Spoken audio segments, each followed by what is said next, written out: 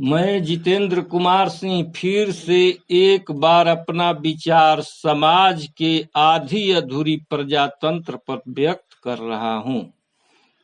अरस्तु ने कहा था मनुष्य एक सामाजिक प्राणी है। सामाजिक प्राणी होने के नाते हर मनुष्य समाज में रहना पसंद करता है और जो मनुष्य समाज में रहना नहीं पसंद करता है वह या तो देवता है नहीं तो दानव।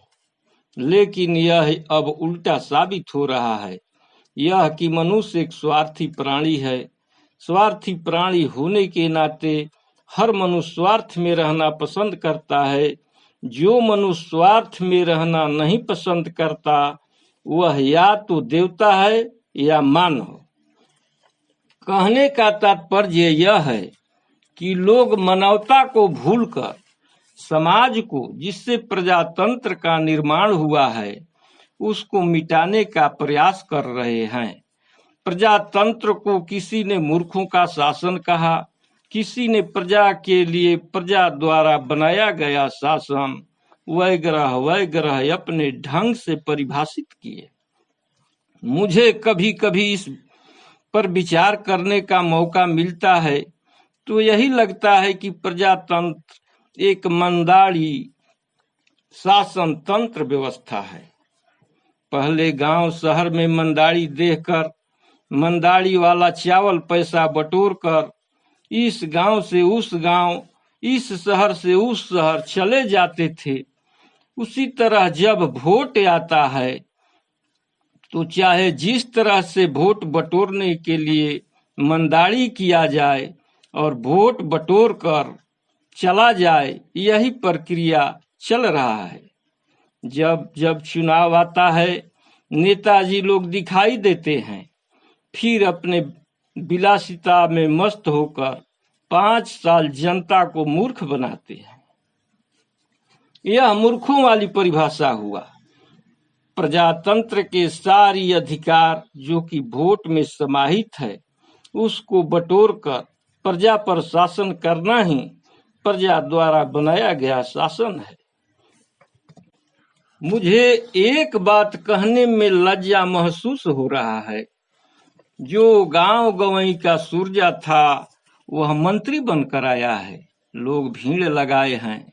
उसी समय हम खेत से आते हैं, अपने पत्नी जी से पानी मांगते हैं। पत्नी जी बेतहाशा एक ही बात दोहरा रही है, अरे जा देखा ना गांव के सूरजा आइल बा मंत्री बन के। पूरा गांव जवार जुटल बा आ तू पानी पानी कइले बाड़ो। हम तुरतले चल दिहनी, सोचनी कि गाँव में न जाए के बा, थोड़े पानी बिना मर जाए।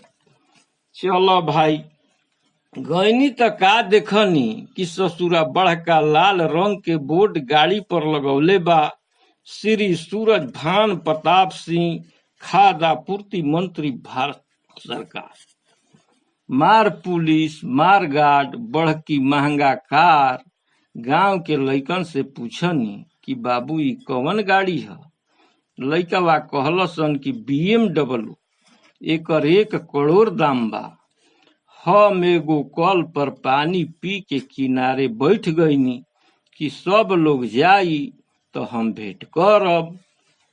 देखत देखत अन्हार हो गई तो हम गईनी, हमरा के एगो रूम में किनारा ले गई। ऐसे कि ओकरा के कुछो ना अटत रहे तो हम गांव के नाते चावल के मदद कर देत रही कि ससुरा खाई पीही।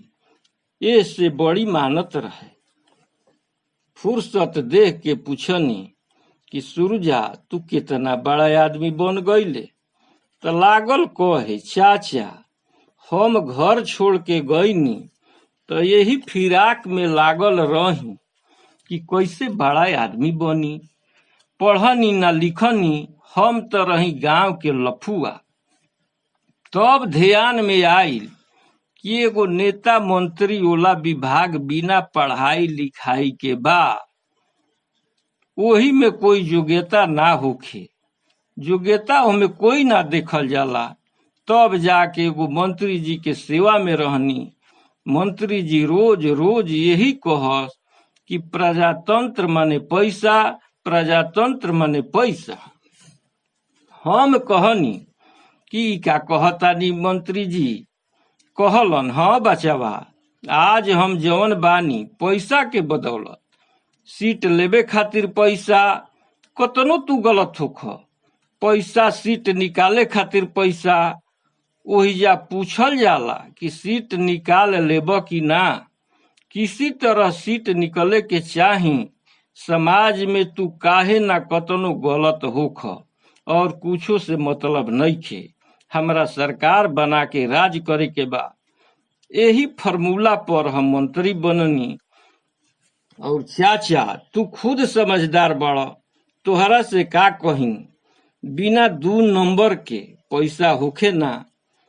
हमरो एगो आदत मुँहे पर कहे की, बाकी डेराते डेरात कहनी मेहिए में। हाँ बचावा, देहात में कहल जाला कि जेकरा देही में जान ना ओकरा के पहलवान कहल जाला, जेकरा भीरी पैसा ना रहे उ खजांची कहाला, जेकरा कोई ज्ञान ना होखे उ ज्ञानी कहाला, एको अक्षर कानून के जानकारी नइखे कानूनची कहाला, जे बार बार बेइज्जत होखेला इज्जतदार कहाला, जे एको दिन खेत पर ना जाए किसान वगैरह वगैरह। यानी लागता कि मंत्रिमंडल भी यही तर्ज पर बटाला। उठ के चल देनी, बड़बड़ात घरे आईनी तो पत्नी जी से कहनी, तो कहली कि का बड़ बड़ कैले बानी, बर्दाश्त ना भइल। कहनी हौ सूरजवा ह, घर में खर्ची ना रहे, खाद आपूर्ति मंत्री बनल बा और कहता कि पैसा सब कुछ होला।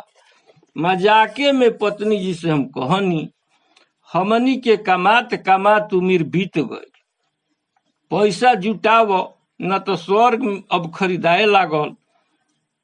एगो माटी के भुड़का बना ल बैंक आ वही में पैसा जमा कर, फिर पानी पी के टीवी देखे लगनी। तो डिबेट पर मंत्री जी विपक्ष के प्रवक्ता लोग ब्लीचिंग करा के खूब झाड़ के बोलत बाड़न, समाजवाद लाना है, गरीबी को हटाना है, प्रजातंत्र को सुदृढ़ बनाना है, धरती पर राम राज लाना है। तब ध्यान में सूरजा ओली बात आइल, तब समझनी कि सूरजा माने समाज आ प्रजातंत्र माने पैसा। फिर आगे हम मिलेंगे। बस, जय हिंद, जय भारत।